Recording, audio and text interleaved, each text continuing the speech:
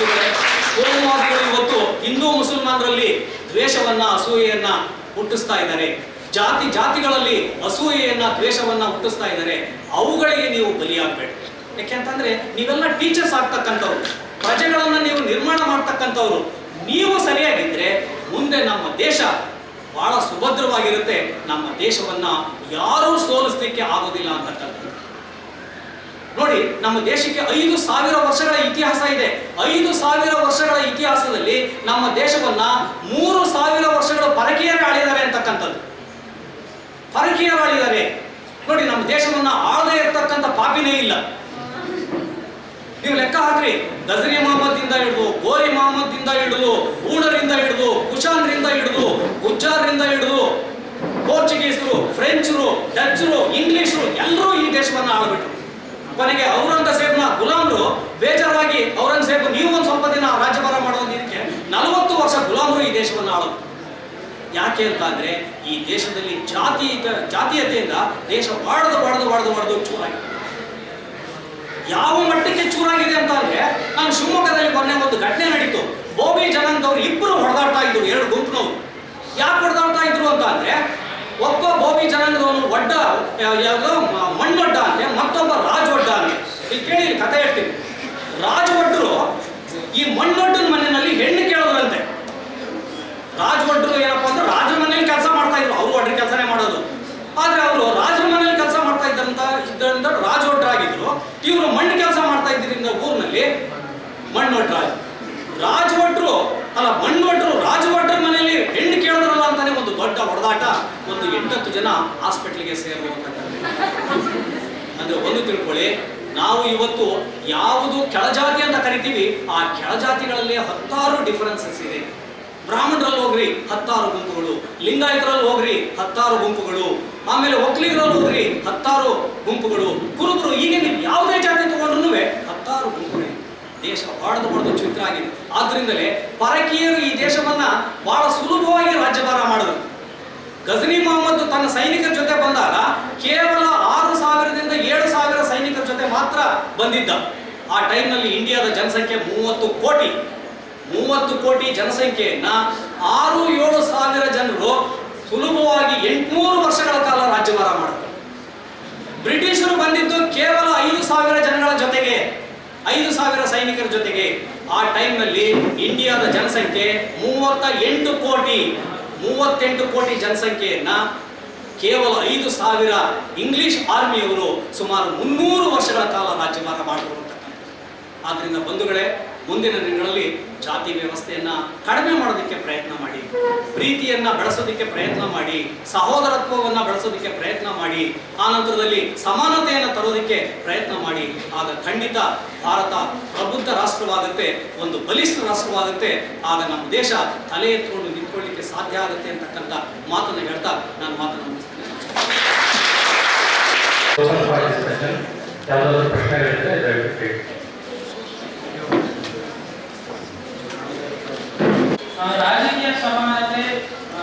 ರಾಜಕೀಯ ಸಮಾನತೆಗಳು ಯಾವ್ಯಾವು ಪ್ರಸ್ತುತ ಸಮಾಜದಲ್ಲಿ ನಿಜವಾಗ್ಲೂ ಸಮಾನತೆ ಇದೆಯಾ, ಅಥವಾ ಇದ್ರೆ ಯಾವ್ಯಾವ ರಂಗದಲ್ಲಿ ಸಮಾನತೆ ಇದೆ, ಅದು ಎಷ್ಟು ಮಟ್ಟಿಗೆ ಸಾರ್ಥಕತೆ ಇದೆ ಅಂತ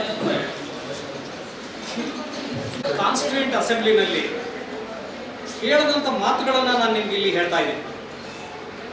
ನಮ್ಮಲ್ಲಿ ಹಾಗೆ ನೋಡ್ತಾ ಹೋದ್ರೆ ಸಮಾನತೆ ಅಂತಕ್ಕಂಥದ್ದು ಸ್ವಲ್ಪ ಮಟ್ಟಿಗೆ ರಾಜಕೀಯ ಕ್ಷೇತ್ರದಲ್ಲಿ ಇದೆ ಅಂತಕ್ಕಂಥದ್ದು. ಅದನ್ನೇ ಅಂಬೇಡ್ಕರ್ ಏನ್ ಹೇಳ್ತಾರೆ ಅಂತ ಅಂದ್ರೆ, ಒಬ್ಬ ಮನುಷ್ಯನಿಗೆ ಒಂದೇ ವೋಟ್ ಇರುತ್ತೆ. ಶ್ರೀಮಂತ ಇರಲಿ ಬಡವ ಇರಲಿ, ಟಾಟಾದವರಿರಲಿ ಬಿರ್ಲಾದವರಿರಲಿ ಅಥವಾ ಭಿಕ್ಷುಕ ಇರಲಿ, ಒಂದೇ ವೋಟ್ ಇದೆ. ಅದನ್ನೇ ಅವರು 1 ಮ್ಯಾನ್ 1 ವೋಟ್ 1 ವ್ಯಾಲ್ಯೂ ಅಂತಕ್ಕಂಥದ್ದು. ಆದ್ರೆ ಇವತ್ತಿನ ರಾಜಕಾರಣದಲ್ಲಿ ನೀವು ಒಬ್ಬ ಬಡವನಿಗೂ ಒಂದೇ ವೋಟು, ಶ್ರೀಮಂತನಿಗೆ ಒಂದೇ ವೋಟು ಅಂದ್ಬಿಟ್ಟು ಬಡವ ರಾಜಕಾರಣಕ್ಕೆ ನಿಂತು ರಾಜಕಾರಣವನ್ನ ಮಾಡ್ತಕ್ಕಂಥ ಸ್ಥಿತಿನಲ್ಲಿ ಇಲ್ಲ.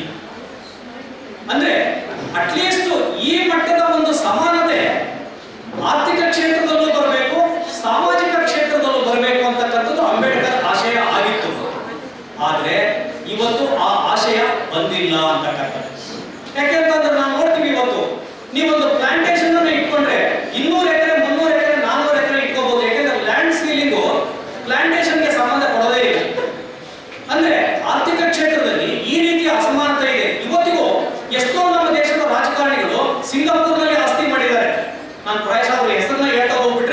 ಎಲ್ಲೋ ಒಂಥರ ಅಲ್ಲೋಲ ಕಲ್ಲೋಲ ಉಂಟಾಗುತ್ತೆ, ಹೇಳೋದು ಬೇಡ. ಅನೇಕ ಜನ ರಾಜಕಾರಣಿಗಳು ಇವತ್ತು ಸಿಂಗಾಪುರ್ನಲ್ಲಿ ಆಸ್ತಿಯನ್ನ ಮಾಡಿದ್ದಾರೆ, ಬೇರೆ ಬೇರೆ ದೇಶಗಳಲ್ಲಿ ಆಸ್ತಿ ಮಾಡಿದ್ದಾರೆ. ಸ್ವಿಸ್ ಬ್ಯಾಂಕ್ನಲ್ಲಿ ಪ್ರೈಮ್ ಮಿನಿಸ್ಟರ್ ಮೋದಿ ಅವರು ಏನ್ ಹೇಳಿದ್ರು ಅಂತಂದ್ರೆ ಅಲ್ಲಿರ್ತಕ್ಕಂಥ ಕಪ್ಪು ಹಣವನ್ನು ವಾಪಸ್ ತರ್ತೀವಿ ಅಂತ ಹೇಳಿದ್ರು. ಆದ್ರೆ ಒಂದು ತಿಳ್ಕೊಳ್ಳಿ, ಕಪ್ಪು ಹಣವನ್ನು ಈ ದೇಶದಲ್ಲಿ ಯಾರ್ಯಾರು ಇಟ್ಟಿದ್ದಾರೆ? ಒಂದು ದೊಡ್ಡ ದೊಡ್ಡ ಫಿಲ್ಮ್ ಸ್ಟಾರ್ಗಳು ಇಟ್ಟಿದ್ದಾರೆ. ನೀವು ಅವರನ್ನ ಆರಾಧನೆ ಮಾಡ್ತೀರಾ? ನಮ್ಮ ಸ್ನೇಹಿತರು ಬಹಳ ಚೆನ್ನಾಗಿ ಹೇಳಿದ್ರು. ಎರಡನೇದಾಗಿ ಫಿಲ್ಮ್ ಸ್ಟಾರ್ಗಳ ನಂತರದಲ್ಲಿ ದೊಡ್ಡ ದೊಡ್ಡ ಕ್ರಿಕೆಟ್ ಸ್ಟಾರ್ಗಳು ಫಾರಿನ್ ದೇಶದಲ್ಲಿ ದುಡ್ಡನ್ನ ಇಟ್ಟಿದ್ದಾರೆ, ಕಪ್ಪು ಹಣವನ್ನು ಇಟ್ಟಿದ್ದಾರೆ. ಆದ್ರೆ ನೀವು ಅವರನ್ನ ಆರಾಧನೆ ಮಾಡ್ತೀರಾ? ದೊಡ್ಡ ದೊಡ್ಡ ಬಿಸ್ನೆಸ್ ಮನ್ಗಳು ಫಾರಿನ್ ಕಂಟ್ರಿನಲ್ಲಿ ಕಪ್ಪು ಹಣವನ್ನ ಇಟ್ಟಿದ್ದಾರೆ. ಹಾಗೆಯೇ ಈ ದೇಶದ ದೊಡ್ಡ ದೊಡ್ಡ ದೇವಸ್ಥಾನಗಳ ಮುಖಂಡರು ಫಾರಿನ್ ನಲ್ಲಿ ದುಡ್ಡನ್ನು ಇಟ್ಟಿದ್ದಾರೆ. ಈ ದುಡ್ಡು ಎಷ್ಟಪ್ಪ ಅಂತ ಅಂದ್ರೆ ಈಗ 3 ವರ್ಷದ ಕೆಳಗಡೆ ಸರ್ಕಾರನೇ ಹೇಳಿತ್ತು ಏನಪ್ಪಾ ಅಂತ ಅಂದ್ರೆ 18 ಲಕ್ಷ ಕೋಟಿ ಅಂತ ಅಂದ್ಬಿಟ್ಟು. ಸರ್ಕಾರಕ್ಕೆ ಸಿಕ್ಕಿರ್ತಕ್ಕಂಥ ಮಾಹಿತಿ 18 ಲಕ್ಷ ಕೋಟಿ ಅಂದ್ರೆ ಭಾರತದ ಒಂದು ಏನು ಯೋಜನಾ ಆಯೋಗದ ವೆಚ್ಚ ಇದೆಯಲ್ಲ, ಆಗಿನ ಪೀರಿಯಡ್ ನಲ್ಲಿ ಅಷ್ಟಿರಲಿಲ್ಲ ಅಂತಕ್ಕಂಥದ್ದು. ಆದ್ರೆ ಈ ದುಡ್ಡನ್ನ ಮೋದಿಯವರು ವಾಪಸ್ ತರಲಿಕ್ಕೆ ಆಗುತ್ತೆ ಅಂತ ಅಂದ್ರೆ ಖಂಡಿತ ಆಗೋದಿಲ್ಲ. ಯಾಕೆ ಅಂತ ಅಂದ್ರೆ ಅವರಿಗೆ ಸಪೋರ್ಟ್ ಮಾಡ್ತಾ ಇರ್ತಕ್ಕಂಥವ್ರೆ ಇಂಥವ್ರು. ನೋಡಿ, ಕೋಟ್ಯಾಂತರ ರೂಪಾಯಿ ಸುಮಾರು 8 ಜನ ಶ್ರೀಮಂತರು ನಮ್ಮ ದೇಶದಲ್ಲಿ ಮಾಡಿರ್ತಕ್ಕಂಥದ್ದನ್ನ ಸಾಲ ಮನ್ನಾ ಮಾಡಿದ್ರು. ಮೊನ್ನೆ ಸಾಲ ಮನ್ನಾ ಮಾಡಿದ್ರು. ಯಾರ್ಯಾರು ಈ ದೇಶದಲ್ಲಿ? ಟಾಟಾದವರು, ಬಿರ್ಲಾದವರು, ಕಿರ್ಲೋಸ್ಕರ್ ಅವರು, ಮಫತ್ಲಾಲ್ ಅವರು, ಅದಾನಿಯವರು, ರಿಲಯನ್ಸ್ನವರು, ಇವರೆಲ್ಲ ಕೋಟಿ ಕೋಟಿ ಗಟ್ಟಲೆ ಸಾಲ ಮಾಡಿದಾರಲ್ಲ. ಆ ಸಾಲನೆಲ್ಲ ಸರ್ಕಾರ ಮನ್ನಾ ಮಾಡಿದ್ರು. ಆದ್ರೆ ದುರಂತ ಏನಪ್ಪಾ ಅಂತಂದ್ರೆ ರೈತರು ಕೆಲವೇ ಲಕ್ಷಗಳ ಸಾಲವನ್ನ ಮಾಡಿದ್ರೆ ಆ ಸಾಲವನ್ನ ಇವತ್ತು ಮನ್ನಾ ಮಾಡೋದಕ್ಕೆ ಸರ್ಕಾರ ಇಂದು ಮುಂದೆ ಅಂದ್ರೆ ಬ್ಲಾಕ್ ಮನಿಯನ್ನ ತರ್ತಾರ ಅಂತ ಅಂದ್ರೆ ಖಂಡಿತ ಬ್ಲಾಕ್ ಮನಿಯನ್ನ ತರೋದಕ್ಕಾಗೋದಿಲ್ಲ. ಯಾಕೆಂತಂದ್ರೆ ಇವರು ಅವ್ರನ್ನ ಮುಟ್ಟಿದ್ರೆ ಮಾರನೇ ದಿನವೇ ಇವರು ಅಧಿಕಾರದಲ್ಲಿ ಉಳಿಯೋದಕ್ಕೆ ಸಾಧ್ಯ ಇಲ್ಲ.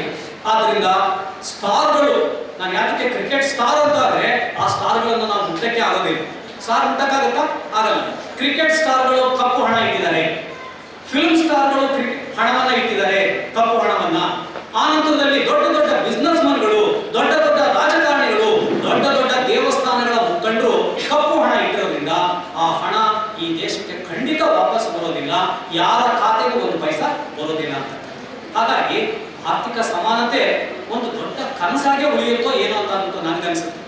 ಹಾಗೇನೆ ಸಾಮಾಜಿಕ ಸಮಾನತೆ ಇವತ್ತಿಗೂ ನೋಡಿ ನಮ್ಮ ದೇಶದಲ್ಲಿ ನಾವು ಸ್ತ್ರೀಯರನ್ನ ಬಗೆಹರಿಸಿ ಸದೃಢ ಸಮಾಜದ ನಿರ್ಮಾಣಕ್ಕೆ ನಮ್ಮೆಲ್ಲ ನೀಡಬೇಕು ಅನ್ನೋದನ್ನ ವಿವರಿಸಿರುವಂತಹ ನಮ್ಮ ನಿಮ್ಮೆಲ್ಲರ ನೆಚ್ಚಿನ ಸಾಮಾಜಿಕ ಚಿಂತಕರು ಹಾಗೂ ಹೋರಾಟಗಾರರು ಆದಂತಹ ಪ್ರೊಫೆಸರ್ ರಾಜೇಂದ್ರ ಸರ್ ಅವರಿಗೆ ಕಾಲೇಜಿನ ಪರವಾಗಿ ಹಾಗೂ ನಮ್ಮ ನಿಮ್ಮೆಲ್ಲರ ಪರವಾಗಿ ಧನ್ಯವಾದಗಳನ್ನು ತಿಳಿಸ್ತಾ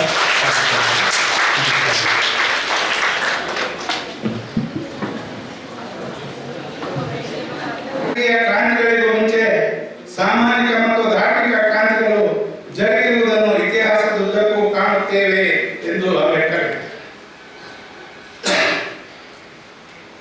ಲೂಥರ್ ಆರಂಭಿಸಿದ ಧಾರ್ಮಿಕ ಸುಧಾರಣಾ ಆಂದೋಲನವು ಯುರೋಪಿಯನ್ನರ ರಾಜಕೀಯ ಬಿಡುಗಡೆಗೆ ಒಂದು ದಿಕ್ಸೂಚಿಯಾಯಿತು ಅಂತ ಹೇಳ್ತಾರೆ.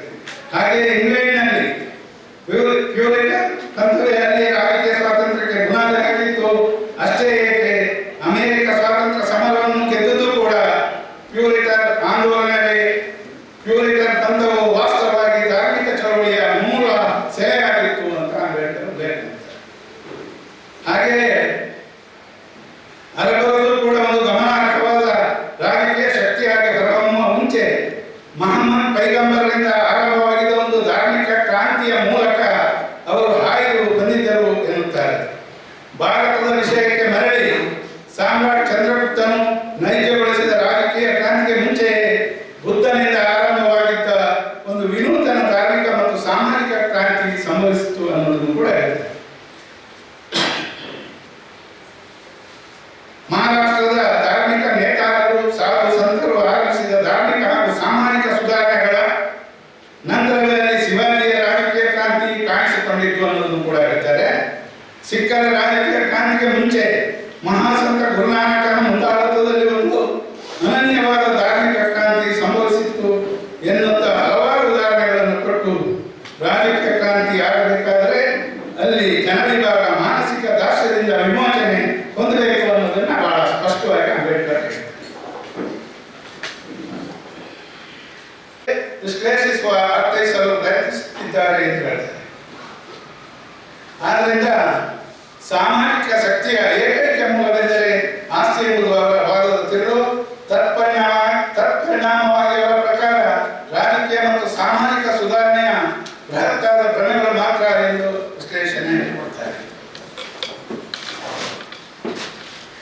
ಸಮಾಜವಾದಿಗಳು ಈ ನೆಲೆಗಟ್ಟನ್ನೇ ಪ್ರಶ್ನಿಸಬೇಕೆನ್ನುವ ಇವರು ಮನುಷ್ಯನ ಸಮಸ್ತ ಚಟುವಟಿಕೆಗಳಿಗೂ ಆರ್ಥಿಕ ಉದ್ದೇಶ ಒಂದೇ ಪ್ರೇರಕ ಎಂಬುದನ್ನು ಒಪ್ಪುವುದಿಲ್ಲ. ಸಾಮಾಜಿಕ ಸ್ಥಾನಮಾನಗಳು ಹಲವಾರು ಸಲ ಸಾಮಾಜಿಕ ಅಧಿಕಾರದ ಮೂಲ ಸ್ತೋತ್ರವಾಗಿರುತ್ತದೆ ಎನ್ನುತ್ತಾ ಅನೇಕ ದಂಪತಿಗಳು, ಕೋಟ್ಯಾಧೀಶರು, ನಿರ್ಗತಿಕ, ಧನಹೀನ ಸಾಧು ಸಂತರ ಮುಂದೆ ವಿನಮ್ರತೆಯಿಂದ ತಲೆಬಾಗುವುದೇಕೆ? ಲಕ್ಷಾಂತರ ಸಂಖ್ಯೆಯ ಬಡವರು ಕಾಶಿ, ಮೆಕ್ಕಾ ತೀರ್ಥಯಾತ್ರೆಗೆ ತೆರಳುತ್ತಾರಲ್ಲ ಏಕೆ ಎಂದು ಪ್ರಶ್ನೆಯನ್ನು ಕೇಳ್ತಾರೆ. ಧಾರ್ಮಿಕ ಅಥವಾ ಮಧ್ಯ ವಿಚಾರಗಳು ಹೇಗೆ ಮಾನವರ ಮೇಲೆ ತನ್ನ ಹಿಡಿತ ಸಾಧಿಸಿದೆ ಎಂಬುದನ್ನು ರೋಮ್ನ ಪ್ಲೇಬಿಯನ್ನರ ಡೆಲ್ಫಿಯಾ ದೇವವಾಣಿಯಿಂದ ತಮಗೆ ತಾವೇ ಮೋಸ ಹೋಗುವ ಪ್ರಸಂಗವನ್ನು ವಿವರಿಸಿ ಖಾತ್ರಿಪಡಿಸುತ್ತಾರೆ. ಇದರಿಂದ ಸಂಪತ್ತು ಧನಕಾರಕ್ಕಿಂತ ಹೆಚ್ಚಿಗೆ ಅಲ್ಲದಿದ್ದರೂ ಅವುಗಳಷ್ಟೇ ಧರ್ಮವು ಶಕ್ತಿಯ ಅಧಿಕಾರದ ಮೂಲವಾಗಬಲ್ಲದ್ದು ಅನ್ನೋದನ್ನು ಕೂಡ ಹೇಳ್ತಾರೆ. ಮುಂದುವರೆದು ನಿಜವೆಂದರೆ ಒಬ್ಬ ವ್ಯಕ್ತಿಗೆ ಮತ್ತೊಬ್ಬನ ಸ್ವಾತಂತ್ರ್ಯವನ್ನು ನಿಯಂತ್ರಿಸುವ, ನಿರೂಪಿಸುವ ಅಥವಾ ಅಧಿಕಾರವನ್ನು ಚಲಾಯಿಸುವ ಶಕ್ತಿ ಅದು ಧರ್ಮದಿಂದ ಮಾತ್ರ ಸಾಧ್ಯ ಅನ್ನೋದನ್ನು ಹೇಳ್ತಾರೆ. ಅದರಿಂದ ಈ ಧರ್ಮದಿಂದ ಇನ್ನೊಬ್ಬರನ್ನ ನಿಯಂತ್ರಿಸುವ, ಇನ್ನೊಬ್ಬರನ್ನ ನಾವು ಹೇಳಿದಾಗೆ ಕೇಳಿಸುವಂತ ಕೆಲಸ ಈ ಪುರೋಹಿತ ಶಾಹಿಗಳು ಹಿಂದಿನಿಂದಲೂ ಕೂಡ ಮಾಡ್ಕೊಂಡು ಬಂದಿರೋದು ಈ ಒಂದು ಪ್ರೇರಣೆಯಿಂದಲೇ ಎನ್ನುವುದು ಅಂಬೇಡ್ಕರ್ ಅವರ ವಾದವಾಗಿದೆ. ಸಮಾಜವಾದಿಗಳ ಆರ್ಥಿಕ ವಿಶ್ಲೇಷಣೆಯ ಬಗ್ಗೆ ಪ್ರಶ್ನಿಸುವ ಅಂಬೇಡ್ಕರ್ ವಿವಿಧ ವರ್ಗ ಮತ್ತು ಜನ ವಿಭಾಗಗಳನ್ನು ಸರ್ವ ಸಮಭಾವದಿಂದ ನಡೆಸಿಕೊಳ್ಳುವ ಸಮತಾ ತತ್ವದಲ್ಲಿ ನನಗೆ ವಿಶ್ವಾಸ ಇದೆ ಎಂದು ಹೇಳಿದೊಡನೆಯೇ ಸಮಾಜವಾದಿಯ ಜವಾಬ್ದಾರಿ ಮುಗಿಯುತ್ತೆ. ಸಮಾಜ ಸರಿಯಾಗಬೇಕು, ಎಲ್ಲರೂ ಕೂಡ ನಾವೆಲ್ಲ ಒಂದೇ ಅಂತ ಬರೀ ಬಾಯಿ ಮಾತಿನಿಂದ ಹೇಳಿದರೆ ಅಲ್ಲಿಯ ಆ ಸಮಾಜವಾದಿಯ ಜವಾಬ್ದಾರಿ ಮುಗಿತೆ ಅನ್ನೋದನ್ನು ಕೂಡ ಅವರು ಪ್ರಶ್ನೆ ಮಾಡ್ತಾರೆ. ಸಮಾಜವಾದಿಯೊಬ್ಬನಿಗೆ ಸಮಾನತೆ ಬಗ್ಗೆ ನಮಗೆ ಇದೆಯೋ ಇಲ್ಲವೋ ಎಂಬುದು ಮುಖ್ಯ ಪ್ರಶ್ನೆ ಅಲ್ಲ. ಬದಲಾಗಿ ಅವನು ಒಂದು ವ್ಯವಸ್ಥೆಯನ್ನು ತರಲು ಎಲ್ಲ ಹಂಗು ತೆರೆದು ಟೊಂಕ ಕಟ್ಟಿ ನಿಲ್ಲುತ್ತಾನೆಯೇ? ಒಂದು ಜಾತಿ ವ್ಯವಸ್ಥೆಯನ್ನು ನಿರ್ಮೂಲನೆ ಮಾಡೋದಕ್ಕೆ ಅವನು ಟೊಂಕ ಕಟ್ಟಿ ದುಡಿಯಬಲ್ಲನೆ ಎನ್ನುವ ಪ್ರಶ್ನೆಯನ್ನು ಅಂಬೇಡ್ಕರ್ ಕೇಳ್ತಾರೆ. ಜೊತೆಗೆ ಸಮಾಜವಾದಿಗಳಿಗೆ ಕ್ರಾಂತಿಯ ಬಗ್ಗೆ ನಂಬಿಕೆ ಇದ್ದು ಅದಕ್ಕೆ ತೊಡಕಾಗಿರುವ ವಿದ್ಯಮಾನಗಳನ್ನು ಹೀಗೆ ಪ್ರಶ್ನೆಯ ಮೂಲಕ ಹೊಂದಿರುತ್ತಾರೆ. ಈ ಕ್ರಾಂತಿಯನ್ನೆಸಗಲು ಭಾರತೀಯ ಕಾರ್ಮಿಕ ವರ್ಗ ಒಗ್ಗೂಡುವುದೇ? ಹೋಗಲಿ, ಇಡೀ ಭಾರತದ ಕಾರ್ಮಿಕ ವರ್ಗ ಈ ಜಾತೀಯತೆಯನ್ನು ತೆಗೆದುಹಾಕಲಿಕ್ಕೆ ಇವರೆಲ್ಲ ಒಗ್ಗಟ್ಟಿನಿಂದ ಬರ್ತಾರ ಅನ್ನುವ ಪ್ರಶ್ನೆಯನ್ನು ಕೂಡ ಕೇಳ್ತಾರೆ. ಇಂತಹ ಒಂದು ಕ್ರಿಯೆಗೆ ಮುನ್ನಡೆಸಬಲ್ಲ ಶಕ್ತಿ, ಪ್ರೇರಣೆ ಇರಬೇಕು, ಸ್ವಇಚ್ಛೆ ಇರಬೇಕು, ಅದನ್ನು ಮಾತ್ರ ಸಾಧ್ಯ ಅನ್ನೋದನ್ನು ಅಂಬೇಡ್ಕರ್ ಹೇಳ್ತಾರೆ. ಹೀಗೆ ಪ್ರಶ್ನಿಸಿದ ನಂತರ ಅಂಬೇಡ್ಕರ್ ಬಾಯಿ ಉಪಚಾರದ ಬಣ್ಣ ಬಣ್ಣದ ಮಾತಾಡುವುದರಲ್ಲಿ ಪರಮ ತೃಪ್ತಿ ಕಾಣದೆ ಸಮಾಜವಾದ ನಿಜವಾಗಿಯೂ ಇಲ್ಲಿ ಅಸ್ತಿತ್ವಕ್ಕೆ ಬರಬೇಕೆಂದು ಸಮಾಜವಾದಿಗಳ ಅಭಿಲಾಷೆಯಾಗಿದ್ದರೆ ರಾಜಕೀಯ ಆರ್ಥಿಕ ಕ್ರಾಂತಿಗೆ ಮುಂಚೆಯೇ ಸಮಾಜ ಸುಧಾರಣೆಯ ಸಮಸ್ಯೆಯ ಬಗ್ಗೆ ಅವರು ಮುಂದಾಗಬೇಕು ಅಂತ ಹೇಳ್ತಾರೆ. ಕೊನೆಗೆ ಯಾವ ದಿಕ್ಕಿನಲ್ಲೇ ತಿರುಗಲಿ, ಯಾವ ಪಥದಲ್ಲಿಯೇ ಹೆಜ್ಜೆ ಹಾಕಲಿ, ಜಾತಿ ಎಂಬ ಒಂದು ಬೇಡಮುಖ ನಮಗೆ ಎದುರಾಗುವುದು ಖಚಿತ. ಈ ಜಾತೀಯತೆಯ ಮಹಾರಕ್ಕಸನನ್ನು ಸಂಹಾರ ಮಾಡದೆ ರಾಜಕೀಯ ಸುಧಾರಣೆಯೂ ಸಾಧ್ಯವಿಲ್ಲ ಅಥವಾ ಆರ್ಥಿಕ ಸುಧಾರಣೆಯೂ ಸಾಧ್ಯವಿಲ್ಲ ಎಂಬ ಕಟು ಸತ್ಯವನ್ನು ನಾವು ತಿಳ್ಕೊಳ್ಬೇಕು ಅಂತ ಅಂಬೇಡ್ಕರ್. ಜಾತಿ ವ್ಯವಸ್ಥೆಯನ್ನು ಸಮರ್ಥಿಸಿಕೊಳ್ಳುವವರ ಬಗ್ಗೆ ವಿಷಾದವನ್ನು ವ್ಯಕ್ತಪಡಿಸುವ ಅಂಬೇಡ್ಕರ್, ಜಾತಿ ಪದ್ಧತಿ ಎಂಬುದು ಶ್ರಮ ವಿಭಜನೆಯ ಪದ್ಧತಿ ಅಲ್ಲ, ಅದು ಶ್ರಮಿಕರನ್ನು ವಿಭಜಿಸಿ ಶ್ರೇಣೀಕರಣದಲ್ಲಿ ಬೇರಿಸಿದೆ ಎಂದು ವಿವರಿಸುತ್ತಾರೆ. ಈ ರೀತಿಯ ಶ್ರಮಿಕರ ವಿಭಜನೆ ಬೇರೆ ಯಾವ ದೇಶದಲ್ಲೂ ಇಲ್ಲ, ಈ ರೀತಿಯ ಶೋಷಣೆ ಬೇರೆ ಯಾವ ದೇಶದಲ್ಲೂ ಇಲ್ಲ. ಇದು ನಿಸರ್ಗದತ್ತವಾದದ್ದು ಅಲ್ಲ.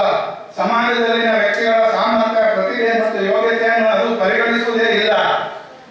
ಒಬ್ಬ ವ್ಯಕ್ತಿ ತನ್ನ ಯೋಗ್ಯತೆಗೆ ತಕ್ಕಂತೆ ಸೂಕ್ತವಾದ ಕಾರ್ಯವನ್ನು ಆಯ್ಕೆ ಮಾಡಿಕೊಂಡು ಸರ್ವ ಜನಾಂಗೀಣ ಅಭಿವೃದ್ಧಿ ಸಾಧಿಸಲು ಅವಕಾಶ ಪಡೆದರೆ ಸಮಾಜದಲ್ಲಿ ಕಾರ್ಯದಕ್ಷತೆ ಸಾಧ್ಯವಾಗುತ್ತದೆ. ಈ ಸಮಾಜದ ಉತ್ತರೋತ್ತರವಾಗಿ ಅಭಿವೃದ್ಧಿ ಸಾಧಿಸಿದರೆ ಇದು ಜಾತಿ ಪದ್ಧತಿಯ ವ್ಯಕ್ತಿಯ ಸಾಮರ್ಥ್ಯಕ್ಕೆ ಬೆಲೆ ಕೊಡದೆ. ಅಂದ್ರೆ ಇದು ಉದಾಹರಣೆ, ಚಮ್ಮಾರ ಚಪ್ಪೆನೇ ಹೊಲಿಯಬೇಕು, ಕುಂಬಾರ ಮಡಿಕೆನೇ ಮಾಡಬೇಕು, ಕ್ಷೌರಿಕ ಕಟಿಂಗೇ ಮಾಡಬೇಕು ಅಂತ ಮಾಡಿದರೆ ಖಂಡಿತವಾಗಿ ದೇಶದ ಉದ್ಧಾರ ಆಗಕ್ಕೆ ಸಾಧ್ಯವಿಲ್ಲ. ಒಬ್ಬ ಚಮ್ಮಾರ ರಾಜಕೀಯವನ್ನು ಆಳಬೇಕು, ರಾಜಕೀಯದಲ್ಲಿ ತಕ್ಕಂತೆ ಅವನು ಮುಂದೆ ಬರಲಿಕ್ಕೆ ಅವಕಾಶವನ್ನು ಕೊಟ್ಟರೆ ಈ ದೇಶ ಇಲ್ಲದ್ರೆ ಯಾವತ್ತೂ ಕೂಡ ಒಂದು ಭವ್ಯ ಭಾರತ ನಿರ್ಮಾಣ ಆಗಲಿಕ್ಕೆ ಸಾಧ್ಯ ಇಲ್ಲ ಅನ್ನೋ ಮಾತನ್ನ ಅಂಬೇಡ್ಕರ್ ಹೇಳಿದ್ದಾರೆ. ಅನುಗುಣವಾದ ವೃತ್ತಿಯನ್ನು ಆರಿಸಿಕೊಳ್ಳುವ ಸ್ವತಂತ್ರ ಅವನಿಗೆ ಇರಬೇಕು. ಇಲ್ಲದಿದ್ದರೆ ಆತನು ಮನಪೂರ್ವಕವಾಗಿ ಆ ಕೆಲಸವನ್ನು ಮಾಡಲಾರ. ಒಬ್ಬ ಇಚ್ಛೆ ಇಲ್ಲದಂತ ಕೆಲಸವನ್ನು ನೀನು ಮಾಡುವಂದ್ರೆ ನಿಜವಾಗೂ ಕೂಡ ಅವನು ಶ್ರದ್ಧೆಯಿಂದ ಆ ಕೆಲಸವನ್ನು ಮಾಡಲಿಕ್ಕೆ ಸಾಧ್ಯ ಇಲ್ಲ ಅನ್ನುವ ಸತ್ಯವನ್ನ ಅಂಬೇಡ್ಕರ್ ಹೇಳ್ತಾರೆ.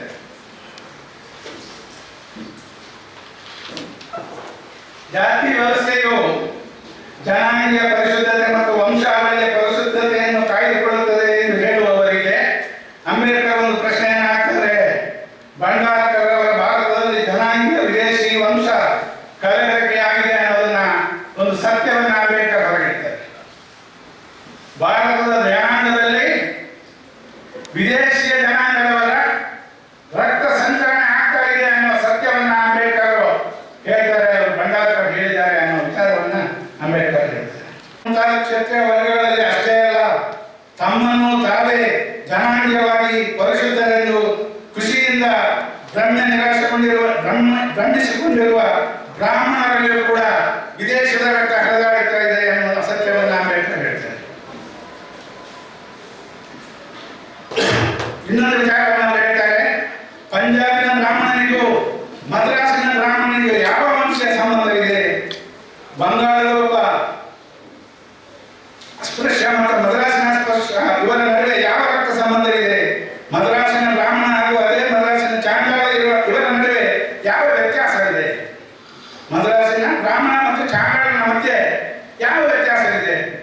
ಯಾವುದೇ ವ್ಯತ್ಯಾಸ ಇಲ್ಲ ಅನ್ನುವ ಸತ್ಯವನ್ನು ಕೂಡ ಹೇಳ್ತಾರೆ. ಪಂಜಾಬಿನ ಬ್ರಾಹ್ಮಣ ಮತ್ತು ಸಮಗಾಲ ಇಬ್ಬರು ಜನಾಂಗೀಯವಾಗಿ ಒಂದೇ ವಂಶಕ್ಕೆ ಸೇರಿದವರಾಗಿರುತ್ತಾರೆ ಎನ್ನುತ್ತಾರೆ. ಜಾತಿ ವ್ಯವಸ್ಥೆಯ ಸೃಷ್ಟಿಯ ಬಗ್ಗೆ ಮಾತನಾಡುತ್ತಾ ಅದು ವಾಸ್ತವವಾಗಿ ಪರಮ ಸ್ವಾರ್ಥಿಗಳು, ಮಹಾ ಪಾಖಂಡಿಗಳು, ದುರಹಂಕಾರಿಗಳು ಬೆಂಬಲದಿಂದ ಜಾತಿ ವ್ಯವಸ್ಥೆಯನ್ನು ಸೃಷ್ಟಿಸಿ ದುರ್ಬಲ, ಅಸಹಾಯಕ, ಅಮಾಯಕ ಜನತೆಯ ಮೇಲೆ ಬಲವಂತದಿಂದ ಹೇರಿದ್ದಾರೆ ಎನ್ನುವ ಸತ್ಯವನ್ನು ಕೂಡ ಹೇಳ್ತಾರೆ. ಅವರವರು ತಮ್ಮ ತಮ್ಮ ಸ್ಥಾನದಿಂದ ಕೆಳಗಿರುವವರ ಮೇಲೆ ದಬ್ಬಾಳಿಕೆಯನ್ನು ಮಾಡ್ತಾರೆ.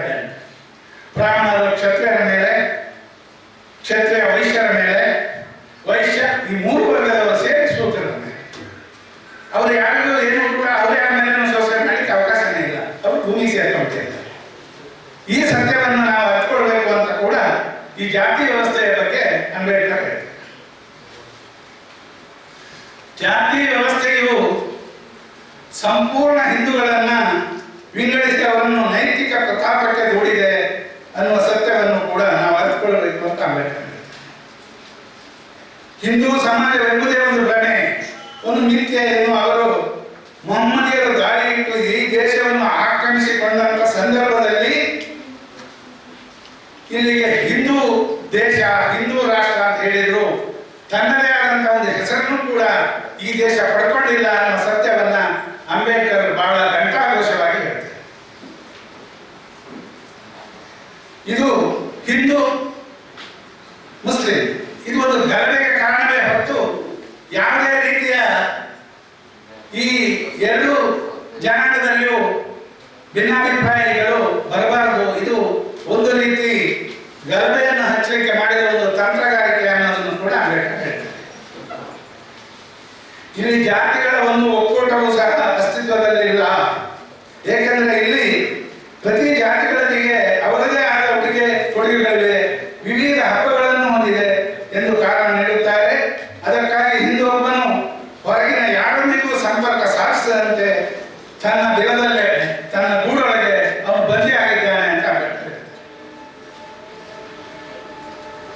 ಜಾತಿ ವ್ಯವಸ್ಥೆ ಅನ್ನೋದೇ ಅತಿ ಕ್ರೂರ ಹಾಗೂ ದುಷ್ಟವಾದ ಸಮಾಜ ವಿರೋಧಿ ಮನಧರ್ಮ ಹಾಗೂ ಪ್ರತ್ಯೇಕತೆಯ ಭಾವವನ್ನು ಉಂಟು ಮಾಡುತ್ತದೆ ಎಂದು ಈ ಭಾಗದಲ್ಲಿ ಅಂಬೇಡ್ಕರ್ ಪ್ರಸ್ತಾಪಿಸುತ್ತಾರೆ. ಈ ಲಕ್ಷಣದಿಂದ ಸಂಪ್ರದಾಯವಾದಿ ಹಿಂದೂಗಳಿಗೆ ಅನುಕೂಲವೂ ಆಗಿದೆ. ಸಂಪ್ರದಾಯವಾದಿ ಹಿಂದೂಗಳಿಗೆ, ಎಲ್ಲರಿಗೂ ಅಲ್ಲ.